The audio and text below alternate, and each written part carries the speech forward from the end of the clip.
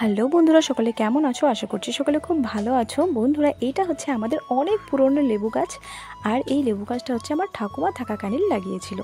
আর দেখো, এখন প্রচুর পাতা আর ডালপালাতে পুরো ভরে গেছে, আর লেবু অনেক বেশি হয় আগের থেকে। দাঁড়াও, তোমাদেরকে একটু কাছ থেকে দেখাই লেবুগুলোকে।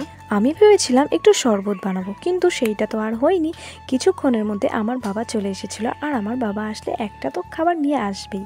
আর এনেছিল এই লস্যিটা। লস্যিটা খেতে একদম বিচ্ছিরি ছিল। বন্ধুরা, আমাদের বাড়িতে একটু ইট বালির সিমেন্টের কাজ আছে, তাই এই ইটগুলোকে ধুতে হবে। কিন্তু ধুতে কেন হবে? এই ইটগুলো হচ্ছে অনেক পুরনো, প্রায় 7-8 বছরের এনে রাখা এই ইট। অনেকদিন এনে রাখার জন্য এই ইটগুলোতে অনেক কাদা মাটি এগুলো সব জমে গেছিল। কিন্তু কাজ শুরু করতে গেলে তো এরকম হলে হবে না, তাই আমি আর আমার বোন এগুলোকে একটু ধুয়ে নিচ্ছি। আমি যখন কাজে বসি তখন থেকে এখানে একটুও রোদ নেই, আর দেখো পুরো রোদটা এখন এসে পড়ছে একদম আমার মুখের ওপর। আর চুলটা একটু ঝামেলা করছিল, তাই আমি ঠিক করে বেঁধে নিলাম, নইলে কাজ তো ঠিকঠাক করা যাবে না। ইটের কাজ পরের ভিডিওতে দেখাবো, তার আগে একটু সাবস্ক্রাইব করে রেখো।